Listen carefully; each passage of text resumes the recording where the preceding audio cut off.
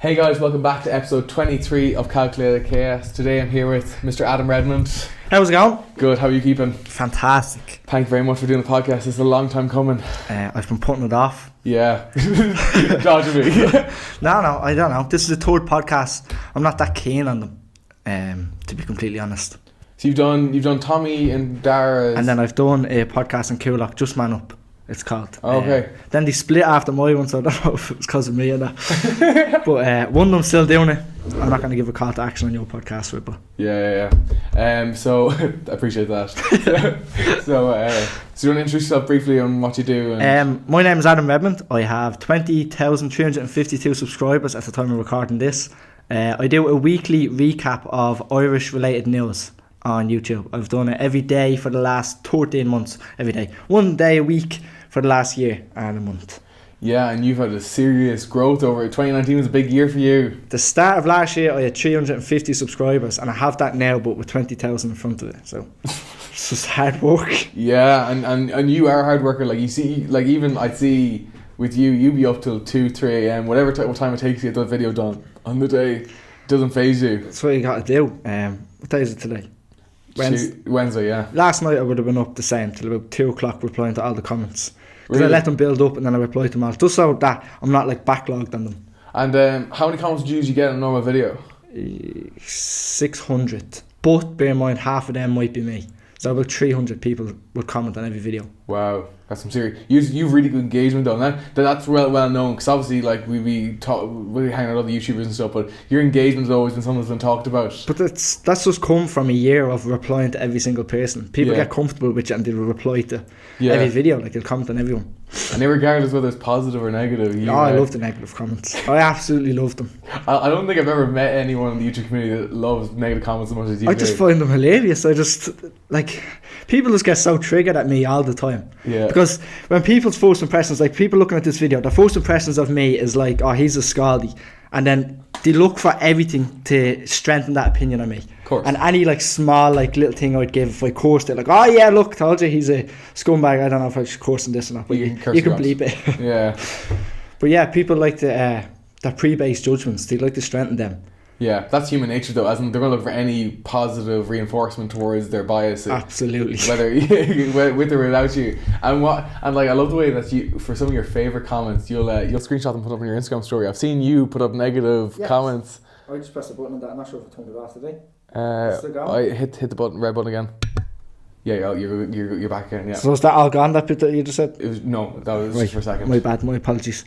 What'd you say? I put the screenshots up. I see a screenshot a back comment and stick it up in your story. I just find it that funny, and I think it's a bit more content. Like I get to share like the behind the scenes on Instagram with other people, and people can laugh at that person. Like when I share it, I get a lot of messages from other people laughing at that person that have gave me that comment. Yeah. And sometimes I like to share their name, which I probably shouldn't. I like people to know who this negative person is. Like fuck them. And when you share someone's comment, have they ever like DM'd you or messaged you and gone like, what the fuck? Like, I've had a very popular Irish hip hop group. I'm not going to say any names, but I've shared something about them before, and I've gotten pretty much death threats. Scumbags. And did you report them to guards? Like, No. I've got a lot of death threats. This time last year, when I posted my first video of the year, it was like taking the piss out of scumbags from Tally, and that got me a lot of death threats. I'd say 15. But nothing ever comes to fruition of it. Like nobody's going to give you a death threat on a video with their picture and their name and follow through with something like that. But this like hip hop group, I'll call them, they are notorious for being, I'll say scaldies, but when they gave me threats, I was kind of looking over my shoulder for a couple of weeks in work and stuff, because I was like, these are going to turn up under this. And did they ever? Nah, nothing came to it. I'd hope they'd know better not to turn up. Like, yeah. Hopefully not. I was like, that'd be good content. That'd be good clickbait. Yeah. Good title thumbnail. So, with regards to your first video, what was the first? So, what made you start doing the weekly recap videos on YouTube? It was October, not last year, October 2018. I had made a video saying about how I hadn't made a video in so long, and I've missed out on so much content. And I'd listed off a full list of things that happened in not only Ireland but online and throughout the world. And I was like, I need to do stuff each week. Easy content. Take content from somewhere else, comment on it and post it. And then it took me 3 months to actually bite the bullet and go for it. It was the first week of the year. I was like, I need to do something. And then I just singled out Irish news. Target me niche. I wanted to target Coolock. I wanted to grow in like where I live. I wanted to go for everybody in there. And then take everybody in there and help me go towards another niche later, which is what I'm still doing now. I went for Dublin. I went for like crime stuff. And now I'm going to start moving towards music based stuff that's happening in Ireland and grab as much of that audience as I can, move towards another thing. So now I have 20,000 subscribers, but only 7,000 are engaged, and that's been pulled from, like, I've kind of taken everything I could out of the niche that I was going for last year, and now I have 7,000 people to give me a head start and go towards something else. So I'm going to start picking pieces off everywhere for the next couple of months. That's my plan. Wow. Okay. So it's not, and like it never is. And it's not just winging it. Like. No, and you know what? Every time you talk to someone who's grown fast, or has, like, even Jaffman, like, you hear him explaining what he's been doing. I know it comes off as very like, oh, this guy doesn't have no idea what he's doing, but that guy tactically behind the scenes knows exactly what he's doing. He's a very smart kid. He doesn't seem it. It's like me on camera. People think I'm just a scaldy, but Jaffman's a very smart kid. I play FIFA with him sometimes. And even just talking to him, he's very intelligent. Yeah, I had him on the podcast, and it was amazing just to sit down for a while and just kind of pick his brain and just kind of see what his thought processes are. Because like he had a massive growth, like he's 130k now. You know what I mean? So it is. Yeah. It was like 100 or something. I remember him hitting 100k, and I think he's the first person I've met that had 100k subscribers. Yeah, probably same. No gym check event. I met all those like Instagram or all the fitness people on YouTube that do backflips and stuff. All that stupid stuff. Yeah, it's pretty impressive though. But to actually know someone personally, he probably is the first person. And he's still young, like. Yeah, he's like what, 15, I think, 14 or 15. Which is mad. Like, as in, like, the fact his growth, and even like he's working with EA Sports now. You know what I mean? Yeah. Like, as in getting those sort of brand deals. Like, it's amazing to see the Irish creators that like we know personally that are actually like getting those deals. Brand deals. Him and Cal. Yeah, Cal loves a brand deal. Cal does. Yeah, Cal does. And did you watch the film he made the other day? That he was in. I missed it. Very good. The Windermere Children, if anyone wants to watch on it. BBC, which was BBC Two. It was on BBC Player. You might be able to get it on. I actually will genuinely try and check it out, because I remember him telling me about that last time he was on the podcast. Obviously not on the camera on the podcast, but he said he'd filmed it. And even Thomas, like, I was really happy for Thomas that he got the Fulfill deal as well. And he had a speaking gig the other day in Barcelona. That was amazing. Like, I was actually very proud of him actually for getting that. I'm just sitting here waiting for my brand deals and my business opportunities. Where are these going to come in? Yeah, because Thomas had never. He'd always been very adamant that he didn't want to ever work with a brand unless he actually genuinely believed in it. You know, he wasn't going to cash out, and he's not going to like advertise fucking dildos or something. No, he's not. Something he believes and something he likes. Yeah, which is really impressive. And then the Barcelona speaking gig as well, which is fantastic. I'm looking forward to him releasing that as well, because I know Daragh went and filmed it when he was there. So that'll be really interesting. And then we're totally off topic there, but then early 2019, you had your first video that kind of went viral. The first video I posted went viral, but it wasn't for 3 months later. So I posted 7 or 8 times before that went viral. I had a video nearly got viral in between. It done 50k views, I think, in the first 3 days, and someone false copyright claimed that and it got taken down. They emailed me saying, how much do you want to pay me for it to go back up? So I was like, oh, this is it's just a waste of my time. Like, there was no way of me getting that video back up. But it took the 1st of January, as I said, 350 subscribers. I had 730, so it took 3 months to double my audience between then and the Clash of the Clickbait. It was someone was talking to me at that. I said, what do you do? I said, I have 750 subscribers, I do this. And then that month, at the end of that month, end of March, I had 10k subscribers. That video just blew up for me. I think it's at 222k now. It hit 100k views, I think, in a week. That's mad. But it was after 3 months of it being up. But it was then, like, the retention of people that like watched that and then subscribed was very good, because so many people watched it. Oh, this is interesting, this is new, never seen someone do this in Ireland. So they went to my channel and they were like, oh look, he's done so many of them, and they went and watched all of them. So all the videos jumped in numbers around that time, which got them to subscribe. Yeah. It wasn't just like one-off video just blown up like a montage or something. It was like a consistent style and theme. Yeah, of course, yeah. And the fact you've been putting all that work in paid off, because they came to your channel, they found other content similar format to what you had, and then that just took off. And so it wasn't really luck, it was like in a good position for when something actually popped off. And one thing I think that really leans in with you, now tell me if I'm wrong, but is that every time you post every week, it's relevant news, so it's being searched anyway. So you would get, like, would you get natural search traffic anyways? Very minimal. Really? Well, that's if the stats are right, but it's very hard to get what people are searching, especially in Ireland. Yeah. Not many people are searching the news on YouTube, if you get me. Yeah. No one goes to YouTube to find news. Like, that's weird. People go to Google, so if I can get into Google searches, which has happened minimal times, but yeah, it's very hard to pop up in the search. Yeah. I don't put much research. I know you do it into your keyword searches and stuff, but I don't think I've ever really done it. Yeah, that's interesting. Well, I suppose it depends. Like, I suppose my generation, more kind of the 18-24 range, are trying to consume their news on YouTube. You know, let's say I know kind of what to say. Will and E does kind of, you know, This Week in the Internet. True Geordie does one. Kind of, he does kind of Keemstar does Drama Alert. So there is kind of, I suppose, our generation more and more are consuming it on the internet. So it actually makes sense that, you know.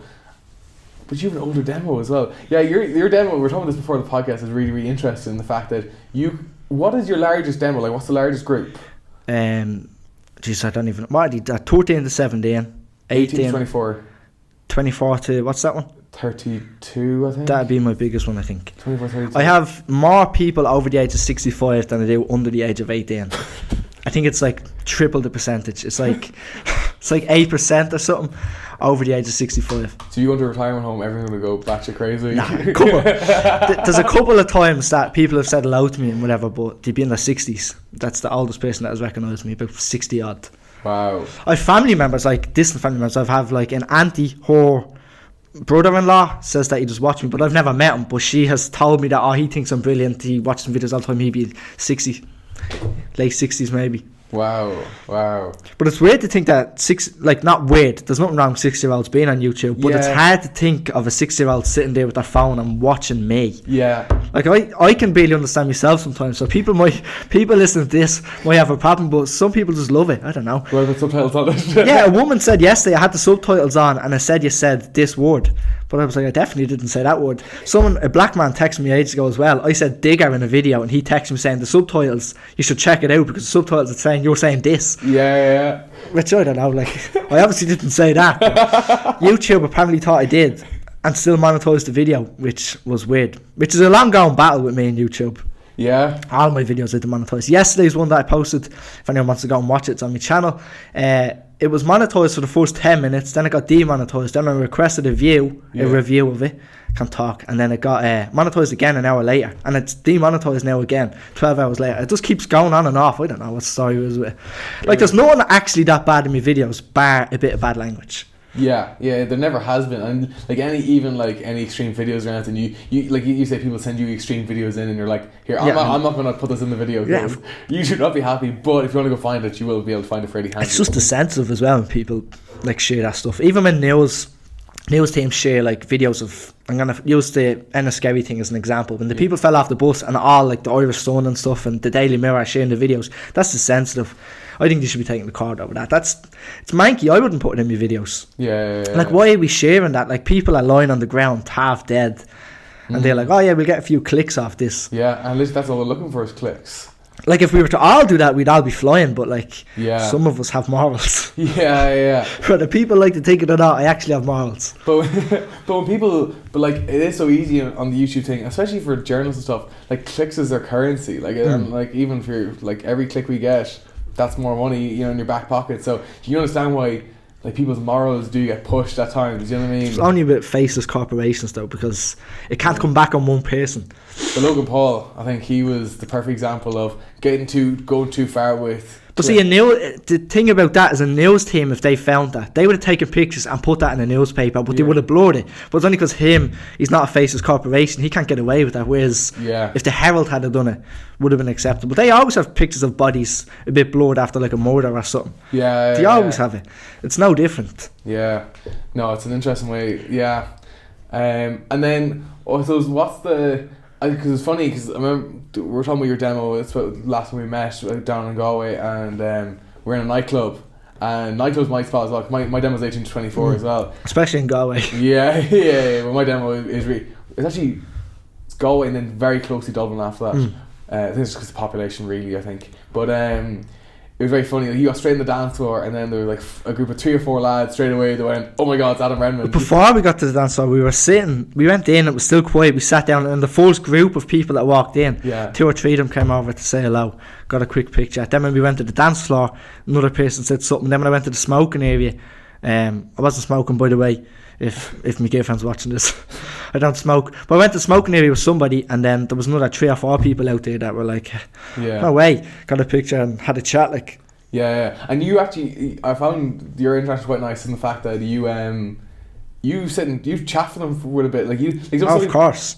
Yeah, like I did the exact same. Like I want, like I remember Thomas being told, it said that he was like a psychoanalyst. Like he like asked him loads of questions, like how did you find me? What bits do you enjoy? You know, he's trying to do like the stuff that the analytics won't give you. Yeah. And like, and do you try and get more information out of them on why they watch the videos and what they enjoy? I just talk to them as a human. How are you? How's your day? Because like people are like behind every single person. Behind every single number on YouTube is a person that's going to watch 100 videos a year. That's 100 views.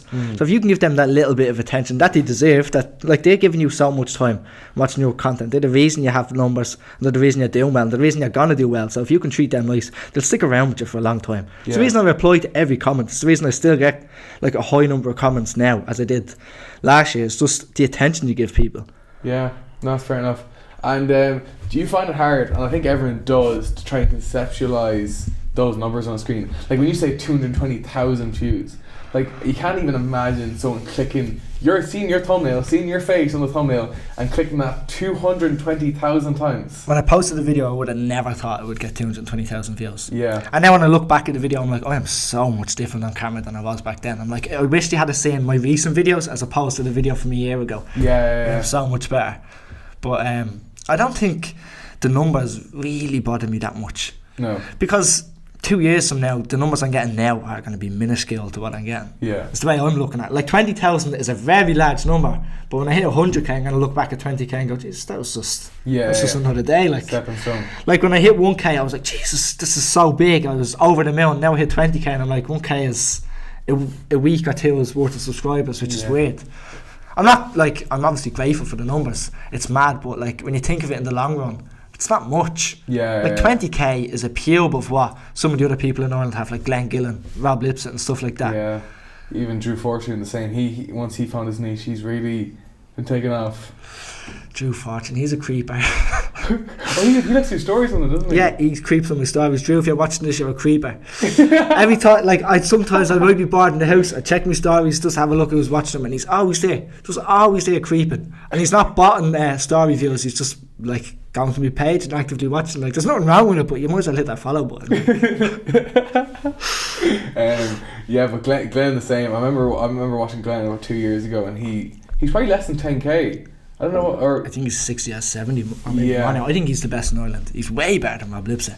Yeah, I think so. Absolutely. His editing, his personality. He has a personality. He's not a cokehead, and you could bleep out whatever you want, but like, I'll just leave it in. I think leave it in. I like to keep it as fair as possible. But I think Glenn is the best we have in Ireland. I think people really felt. I know when I was watching him, I found his personality very real, and like I found it very just relatable. I don't know. I found him very easy to watch and enjoyable to watch when I watch a lot of fitness content. Because it's not just fitness about him, it's his personality. He's funny. Yeah. But obviously he's not like that all the time. He's not waking up in the morning without a camera on and fucking shouting and jumping out of bed, but like his on-camera personality is very good. Yeah. And one thing I think I've shouted you out on this podcast a couple of times for is you love when you find a creator up and coming, regardless how many followers they have, is that you'd shout them out. Because it's very hard to grow. You know, I know it's very hard to grow. So if someone can help you out in a small way, like I enjoy people. I don't know how many shout-outs I've given, maybe 10 to really good content creators. I've people in the back of my head now that have to post for the next. One of your mates, Jack, he said he's going to post consistently for every week now for the next couple of weeks, and I told him that if he does, I'll happily share his video in one of my videos. I'll give him the biggest shout out I can possibly give because I like his videos. Yeah, Jack's good content. And he's struggling to get towards 1k, so if he's consistent and he works hard, which goes a long way on YouTube and in my eyes, I'll happily shout people out. Like, you know what, the impressive thing with Jack is actually his work ethic, because I know he's very inconsistent with YouTube, but it wasn't like he's sitting on his ass. Yeah, he's busy. Yeah, and like the fact now, I think he's really found a schedule now, because obviously me and Jack own a company together, so that we talk and spend a lot of time around each other. So I know him quite well, and like his work ethic is very, very impressive. Fuck me, Like, I wish I was that busy when I was 18. He's 18 now, 17. 18 in March. He knows so much more than what I do. Like, No, Jack's a very knowledgeable guy. Like, and like he is full-time college. He's working in the business. He's running a full content team under him, and he's also making YouTube videos every week. Like, he's a serious workhorse. and they're good. I like his videos. Yeah, no, Jack's serious, and like, me, him and Eric were all in school together. Like, it was just an absolute coincidence. But we're all 1 year. Eric was a year above me, and Jack was a year behind me, and it was mad. I was like, when I started YouTube, someone was like, "Oh, there's a guy called Jack McKenna does YouTube in school." And I went, Does Eric do YouTube? No.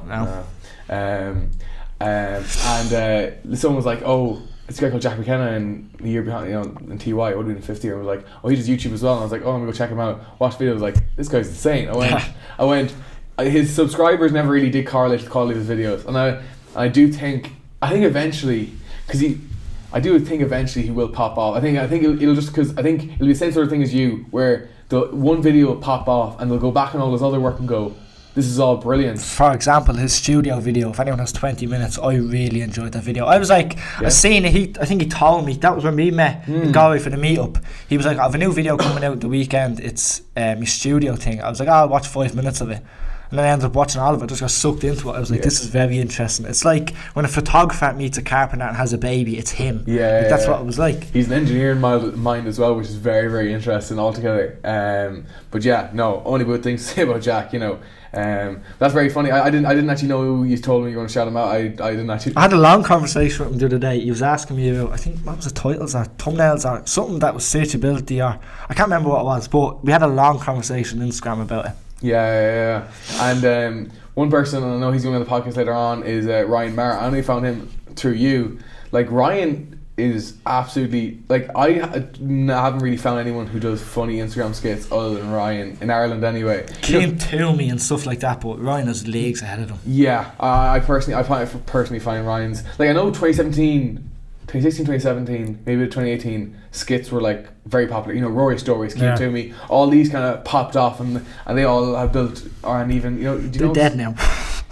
Yeah, do you know Steve O'Timothy? Yeah, him as well. He's based in Galway. You always see him driving. Stephen Goggins. I think he's changed his brand to just Stephen Goggins or something now on Facebook. Anyways. Oh, has he? Yeah. I didn't even know that. But I see him floating around Galway sometimes because he has a blue Beamer with like black flames on it. So you spot him going around Galway at times.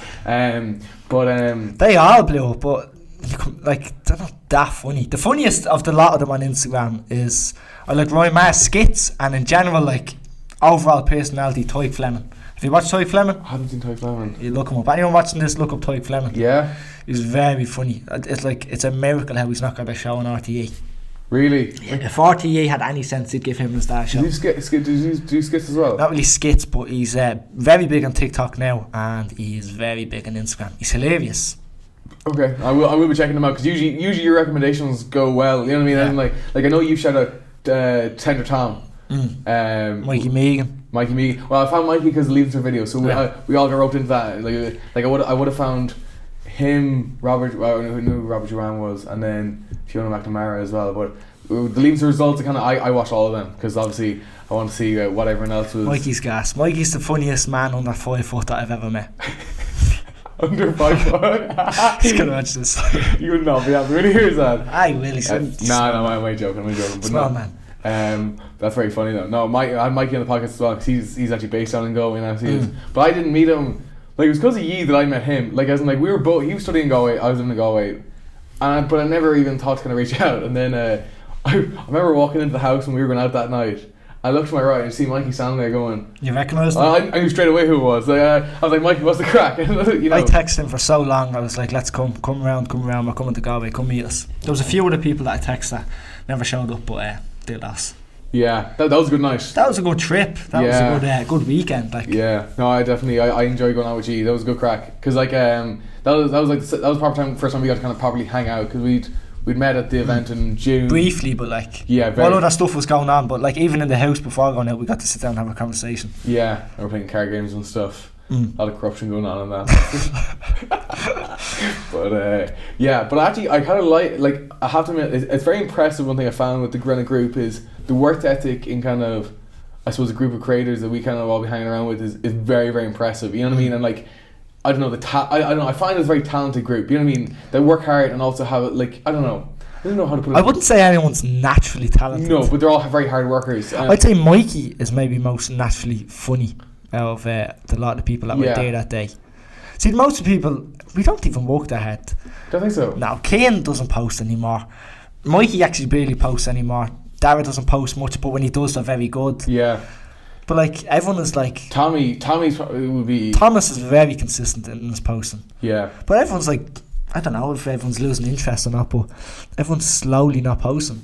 I think so. I don't do TikToks. I don't go on TikTok, so I wouldn't see if Cian's posting or not. He's posting on TikTok, yeah, but YouTube, I think it's TikTok's taken over from, that's his baby now. He's just forgotten about YouTube. But if you're getting the views he's getting on TikTok, would you post on YouTube anymore? Yes, absolutely. Would you? There's longevity in YouTube. TikTok, I don't know. I'm not convinced on it. Like, I like it. I do some views on it, like not many. Like, I got $1 million a month for like 2 months straight on it, which is like I got $1 million in a year on YouTube. But TikTok, it's I haven't grown up watching TikTok, so I'm not invested in it. It's not something I love. Like, I want to be a YouTuber. I don't want to be a TikToker. Like, if you get me. Yeah, but do what Cian does. You go over to TikTok and get all these views and go here. Come on over and drop here. Yeah, because wasn't it because of TikTok that drove him over 10k in subscribers, wasn't it?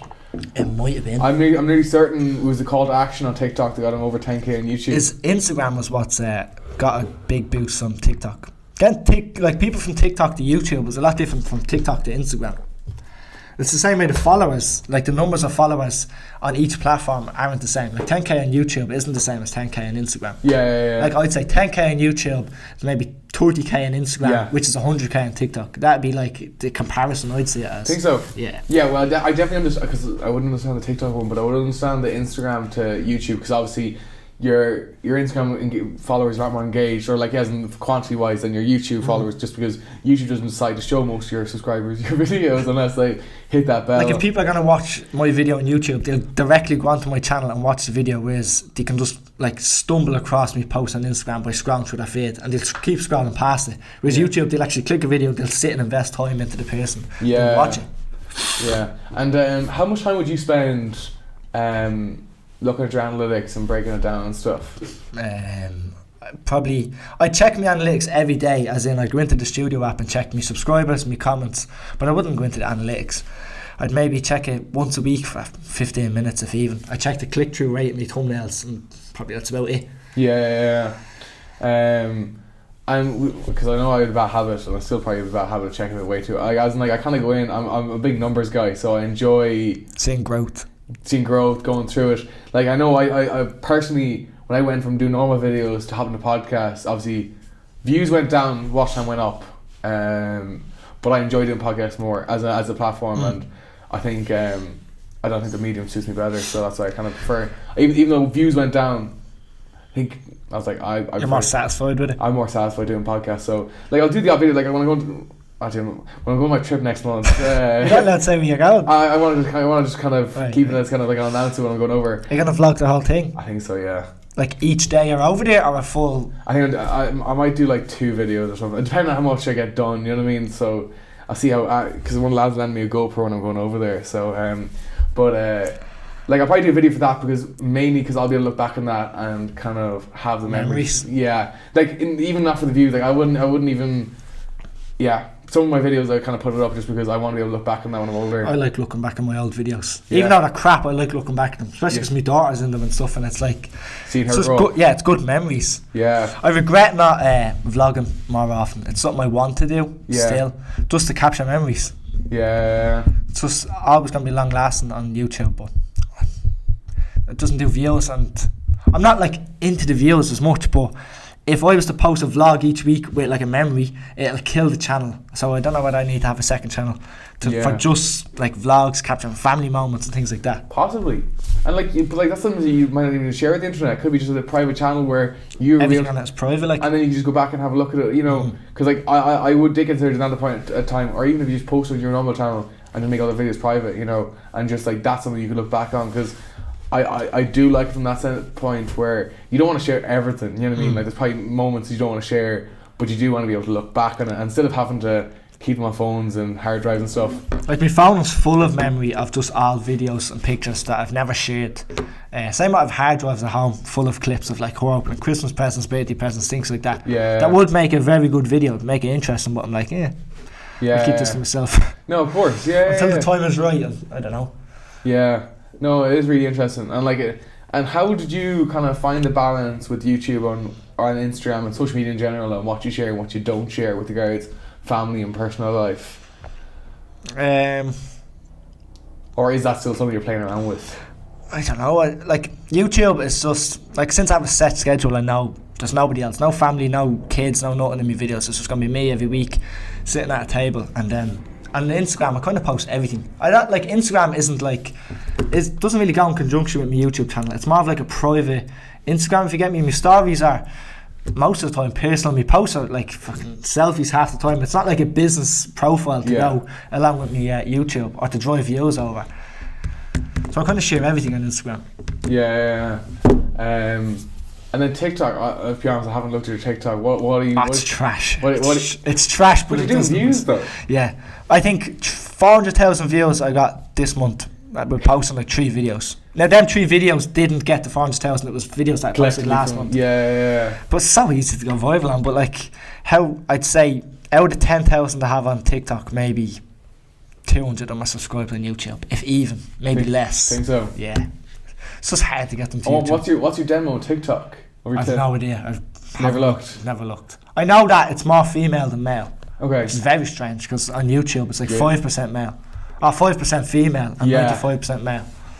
And because if you get recognised, is it mainly just lads that would kind of come up to you, or like you have girls every? I've had a couple of girls, like kids girls. No, I haven't had a girl old. Actually, that's a lie. I've had a 40-year-old woman say that she watches my videos. Angela, if you're watching, sorry if you're not 40, but there's she's the first woman I think that has recognised me, and then the rest would be all men, apart from like the odd teenage girl. Yeah, that's mad. And how have you? Like, I always kind of ask this question to people, especially kind of content creators. How do you? Like, in your head, like, have you ever like found it really weird when people come up to you and know your name and know about you and know your dog's name, know your partner's name, know all about you, and they come and asking very specific questions? You know what I mean? Like, do you ever find that weird, or do you ever most of the time it's like, oh, you're the news person now. Can you say this week in Ireland for me and try and record me? Can you say this week in Ireland to me mate and stuff? It's always like the same stuff that people ask me. Yeah. And do you ever find it kind of weird? As in, like, do you ever get kind of like? The interactions are weird. Sometimes I come away from it like so motivated. I'm like, oh, that was amazing. This person knew who I was. I'm famous. And then there's other times when I'm like, I feel I can see someone looking at me and I know they're going to say something, and I might get a bit nervous. I'm like, oh shit, I don't want this. I don't want someone to be like saying hello to me, and I might have an awkward interaction, or really quickly they'd say hello and I'd be like, hey, and I'd keep walking. I wouldn't stop, which I'd like. There's been a couple of times I'd be going into a shop and someone would say, oh, Adam, and I'd go, hey, and I'd keep walking, and then I'd be like, why did I do that? After I'd be like, I should have stopped. I should have went over, said hello, and had a chat. I was like, I can spare 20 seconds, and I'd hate myself for it. I try my best, and there's loads of times when people would talk to me and they'd be nervous, and you could see their hand shaking, and they'd say a quick hello, you'd give them, shake their hand or whatever, introduce yourself, ask them their name, how are they, and then I'd leave, and then I'd be in my car, be driving off, and I'd be like, why did I ask them, did they want a picture? I'm like, it just doesn't come to my head, did they want a picture? But they probably wanted it, but we're too shy and nervous to ask. Yeah. One thing that killed me though, if I was like, do you want a picture? Like, no. Why would I want a picture from you? I was just saying hello, like. Yeah. That would lead to a very awkward interaction. Do you want a picture now? And you'd be like, oh, right, we're done here. That's enough for now. Yeah. It's a really weird thing. Like, as in, like, I think the internet really opened it up for, you know, people to be recognised. Like, as in, like, you create videos in your house, and because of that, hundreds of thousands of people have seen it, and because of that, then people see you on the street and go, I recognise that guy, I want to go up and say hello or meet them or buy tickets to an event, you know, blah, blah, blah, you know what I mean? I feel connected to the people, invested in them. It's like, I used to watch Roman Atwood for years, from I'd say the age of about 14, probably one of the main reasons I wanted to do YouTube. And then his mother passed away, I think it was last year or something, and it was the only, like, she's not even a celebrity, but it's the only like celebrity death of a person that I actually don't know, but felt like I knew through YouTube. But that actually upset me, and I was like, why am I so upset over this? I was like, this is someone at the opposite side of the world that doesn't know me, has never met me, and I was like, this is actually upsetting to me. But like, there's people that'll watch me that feel upset if I'm having a bad day, which is so weird. It's like, why have I got such an effect on these people, and why have other people got, like Kobe Bryant most recently, why has that affected so many people that don't know him? Like, even my comments have been filled with like, rest in peace Kobe, why didn't I talk about Kobe? Like, I didn't care about the person when he was alive. He's now dead. Like, I'm not being disrespectful, but I still don't care, because it's strange. I care about my family, my friends, but like, this stranger on the opposite of the world who's never had an influence on me, it's, why would I care now that he's gone? There was other people in the helicopter, like there's a pilot that doesn't get the recognition. It's like, just because someone's famous doesn't make them special. Just because they've numbers watching them, it doesn't make them special. They're the exact same as the people that are watching them. But I do think Kobe was a weird one in the fact that when he transcended basketball, as in like everyone, you know, I think even when I was in school, shouting Kobe when he threw a shot, as in like, so like, but that's a meme. Yeah, it is. No, but what I mean is he transcended sport and also inspired so many people. I do think it's very disrespectful in the fact that I do think it is a bit disrespectful in the fact that like, it's Kobe Bryant, his daughter, and 7 others.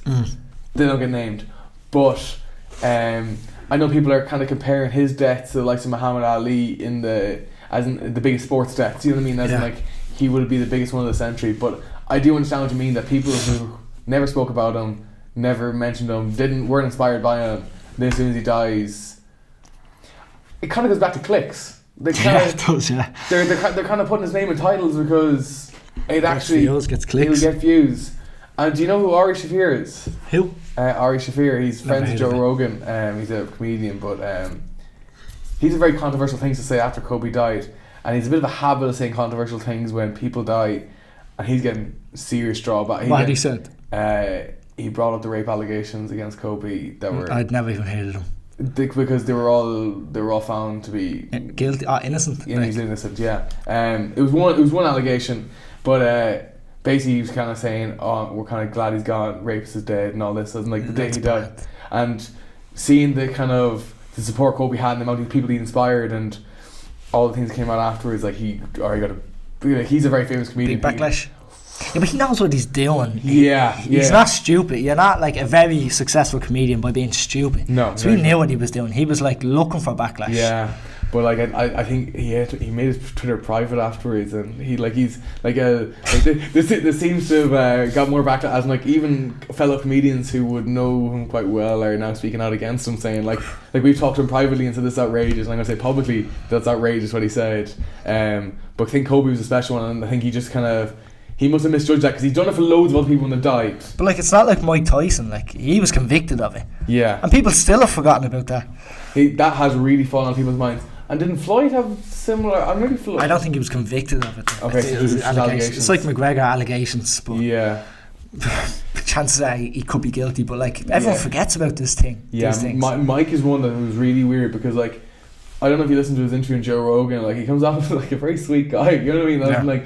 And then people afterwards are kind of like, yes, he's a lovely, sweet guy. He comes across like that in interviews, but he's a convicted rapist. He is a scumbag. Like. Yeah, which is definitely something that I feel like people just kind of maybe elect to forget. You know what I mean? Like Logan Paul recorded a dead body, and there was more backlash over that than what there is over. Which is outrageous, and I think he kind of did in a very long time after that. Logan kind of said like, people done a lot worse than me and got a lot less backlash. You know what I mean?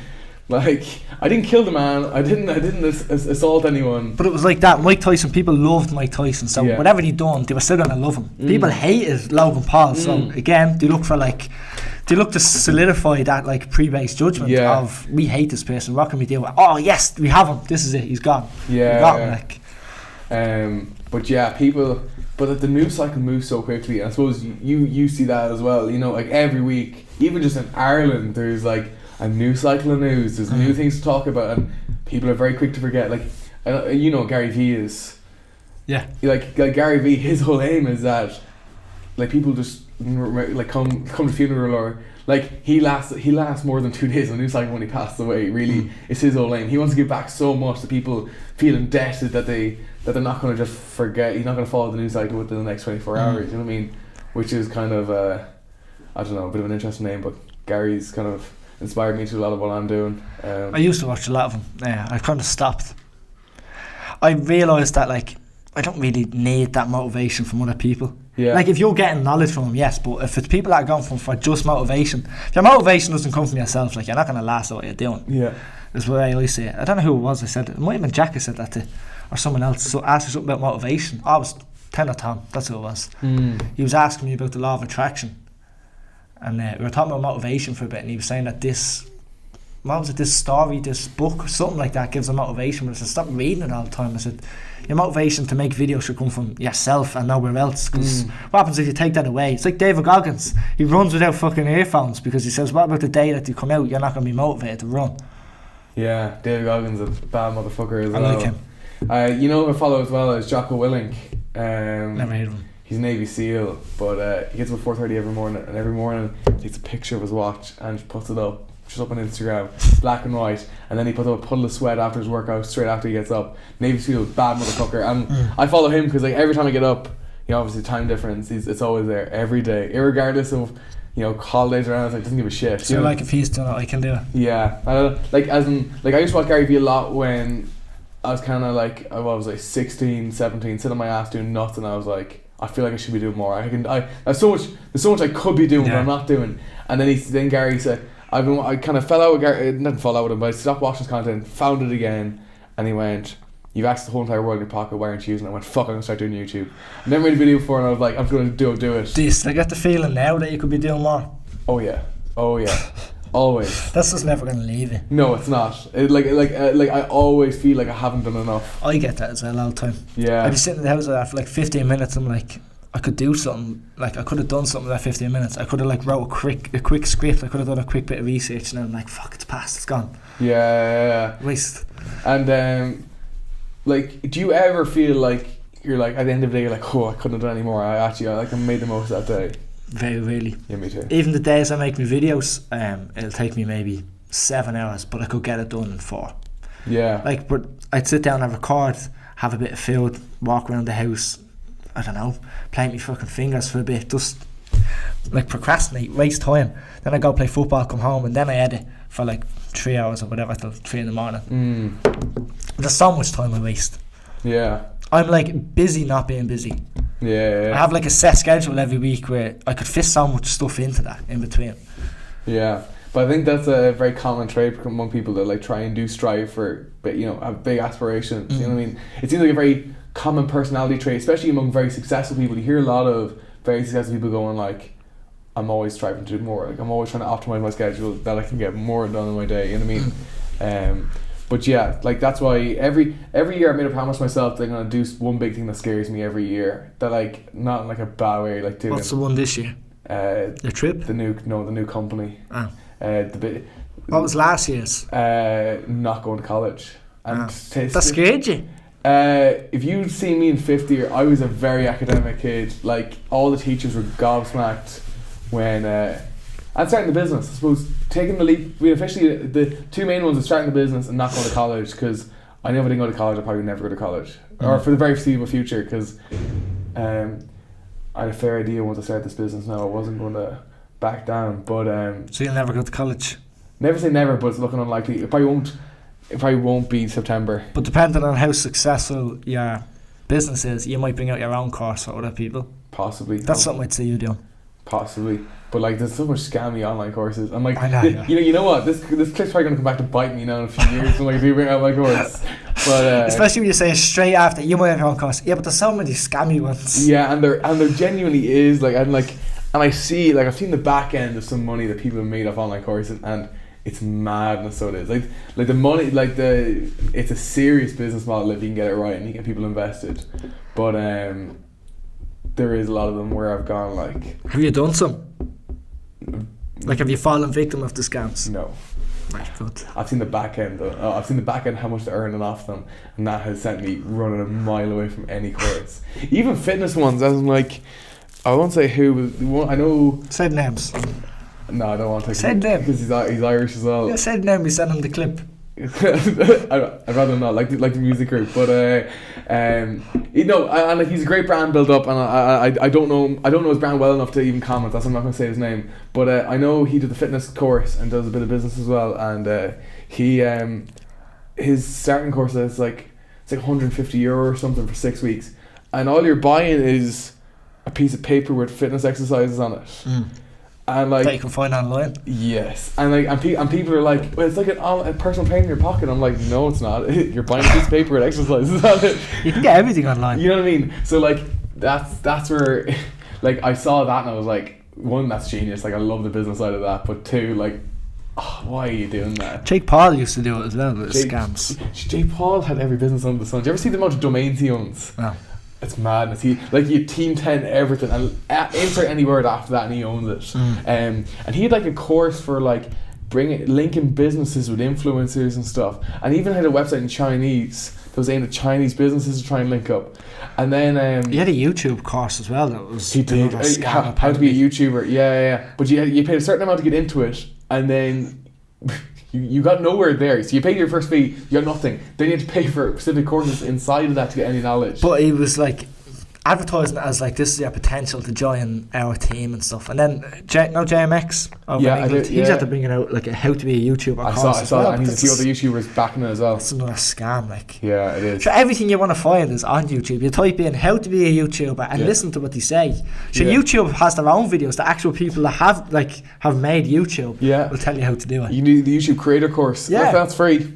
Have you done it? I've watched videos in it. I've been meaning to do it. I was like, I'll sit down one of the days and try it, but I haven't gone around to it. I've watched 1 or 2 videos. I haven't fully. I should get sit down and watch it, because it probably is good knowledge inside of it. Because, well, I hope so anyway. Well, it's free, so like there's no. It couldn't do any harm. Apart from the time you spend watching it.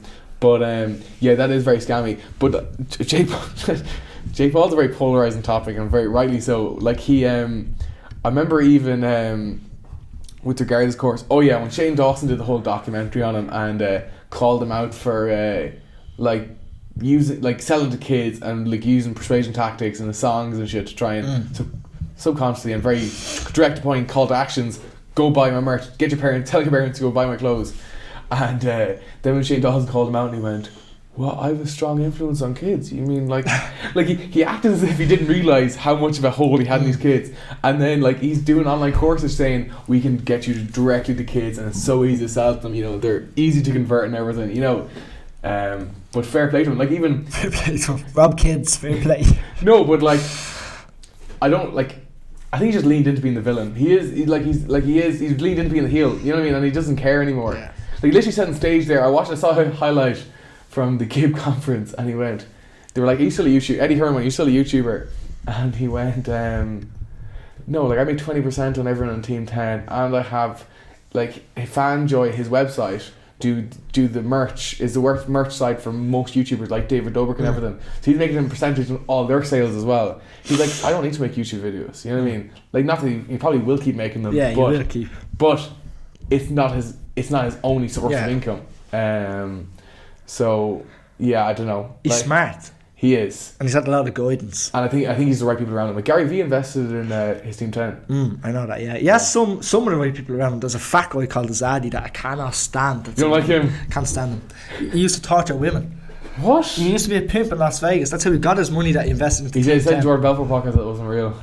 He said it wasn't real. He was convicted of it. He used to like torture women, like. Yeah, he denied all that, but I don't know. I haven't looked into it, so I'm not gonna. I googled him a long time ago and read into him. I can't believe he's around kids all the time. I cannot believe it.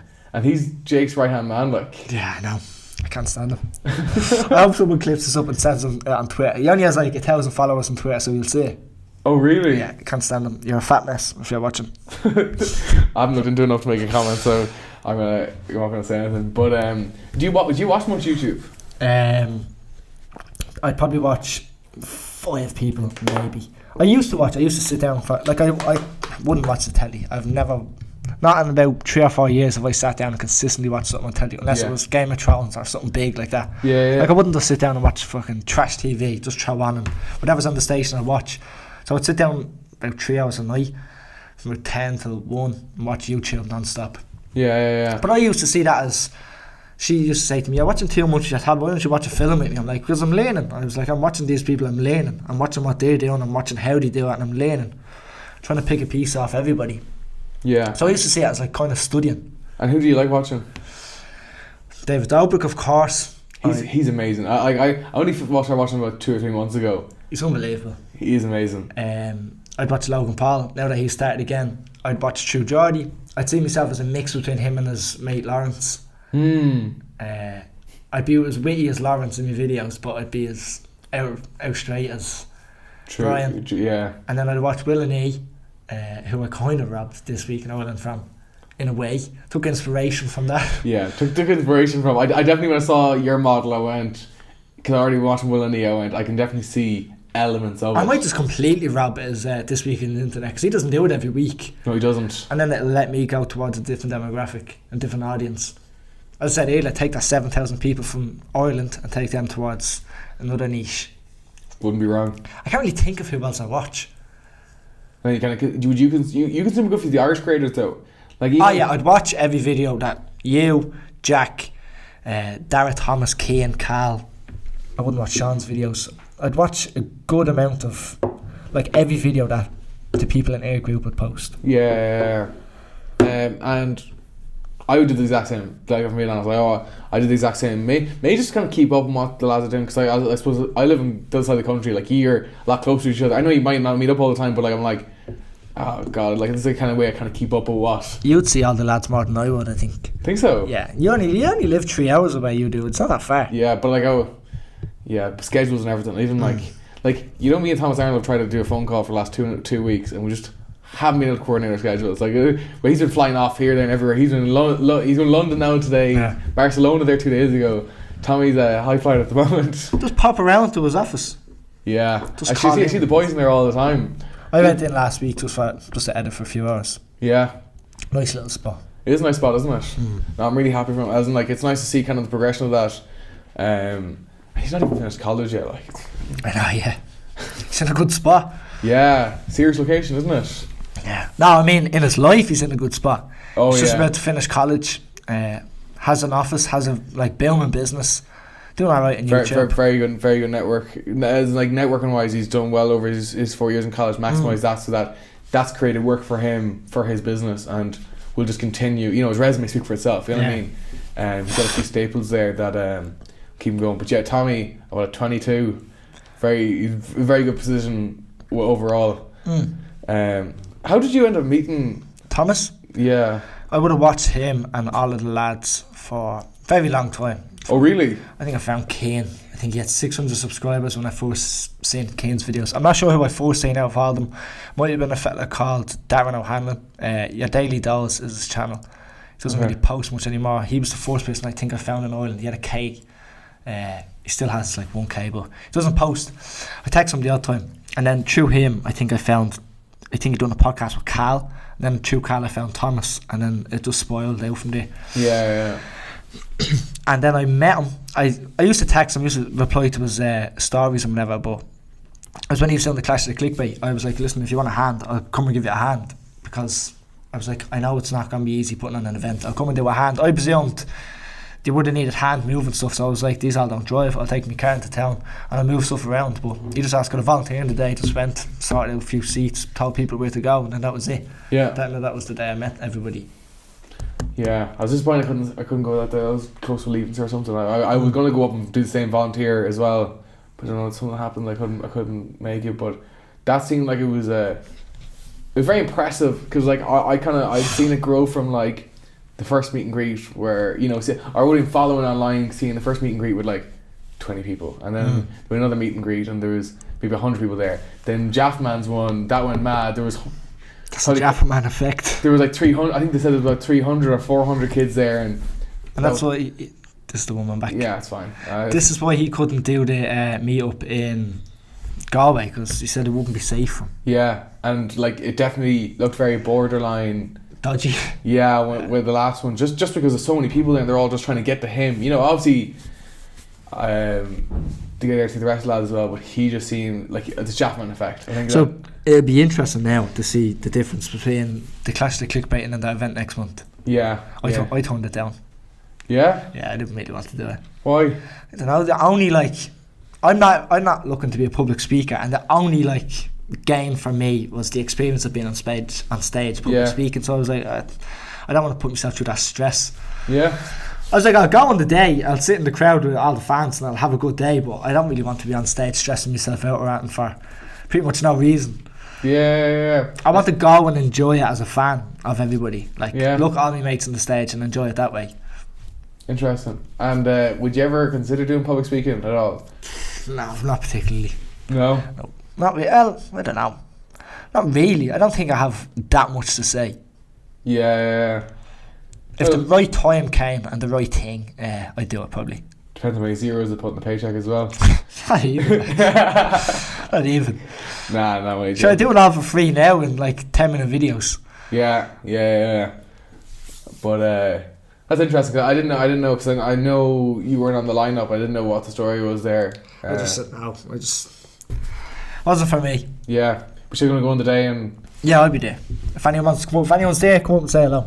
I'll be Yeah. sitting somewhere in the crowd. hopefully they'll let you have a seat.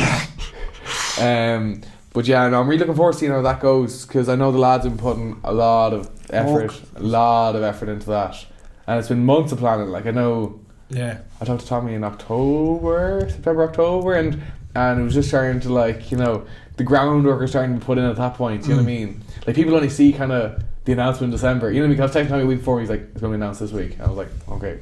Like they still have all the guests. Still have more guests to announce. Yeah, as well.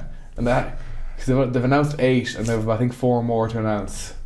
Yeah, I only know. I think there's 2 that I know of that haven't been announced. I think. Yeah, I know one that has been announced. Say the name. No, I don't want to get in trouble.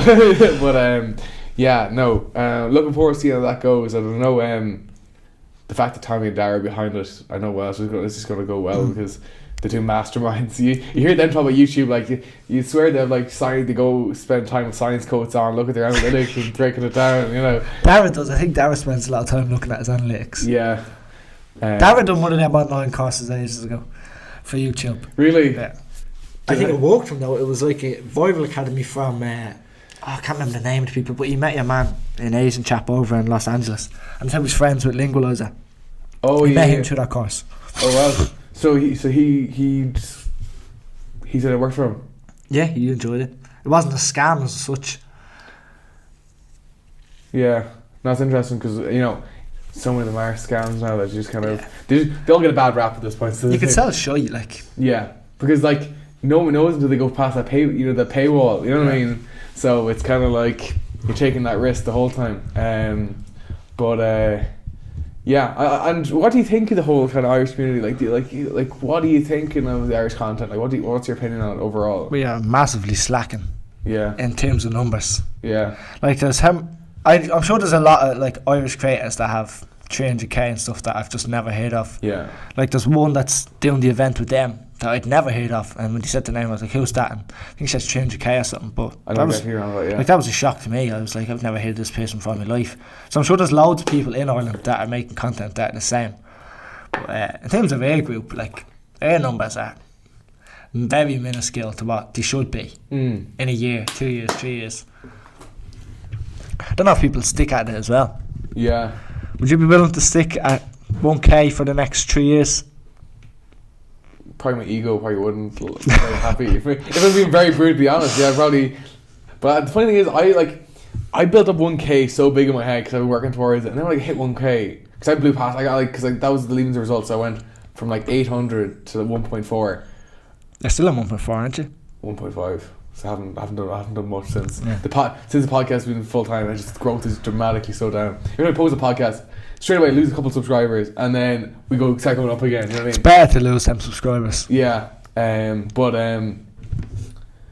would I be happy for the next 3 years? Probably not. Like, how long are you willing to put into this? As long as there's interesting people I can have a chat with, because like I kind of use this also as kind of a networking thing, because it's way easier to say to someone that I don't know, hey, will you come on the podcast and do an interview rather than... Do you want to come for a bite to eat or something? It's a lot easier, and it's made the transition from someone I don't know to someone I do know a lot easier. So I do see it in that perspective as well. So again, I'm not making a living off of YouTube. You know, I don't. I don't see anytime soon making living off YouTube. I'm the same. I have a long time to go. Well, we have a small plan, me and someone else, where he's going to manage me basically, and we're trying to he's going to set up a company and have me as a funnel to push people, push companies towards that company or towards that website, and try and bring in brand deals. savage. I don't know. I'd be happy to make minimum wage. If I'm not making minimum wage online in another year, by the end of this year, I don't know if I'm still doing it. Really? Yeah. Call it quits. Like I've given a full year of it, sacrificed a day every week. Now I could be doing much more fun stuff with that day every week, like with my family and stuff. So I don't know if I'm willing to give another 3 years to try and become a full-time creator. Yeah. Well, at least what I'm doing now, this weekly like news thing that I'm doing, I'll do that for another year, and then I'll have to change it up. Yeah, but by the sounds of things you said at the beginning, the fact that you said, okay, I've hit all the crime stuff now, I'm going to move into music space, going to try and rope as many of them in, and then move into X, could be this week on the internet. Do something like that, because you know it's a proven model, and from an Irish perspective, so is the Irish perspective, and you see videos like that pop off, you know what I mean? Like when you put Irish in the title, you know, as the joke always is, Irish discos, you know, leaving the results, they're guaranteed views. I haven't been getting that from Irish. Like Ireland is in all of my titles, and numbers have fallen massively. Yeah. That's why I need to start like looking somewhere else for views and getting other people. Yeah. I don't know if people get bored. Have you got bored of watching me? I think I'm in a weird perspective that I know you, so I'd watch you. Watch anyways. I'd watch you regardless. I don't think I'm a good test subject. Anyone that's listening to this that has watched me, has it got boring or no? Like, you let us know in Daragh's comments. Yeah, I do. Let us know down below, because I definitely I'd be interested to read through it and find out, because like it's not the same thing every week, but the format is the exact same, so it can get repetitive in a way. Yeah. And have you got any feedback from people kind of going, oh, maybe throw this in, maybe this would be kind of a cool idea, or like have you gotten feedback with people that are trying to like almost add on to it or anything?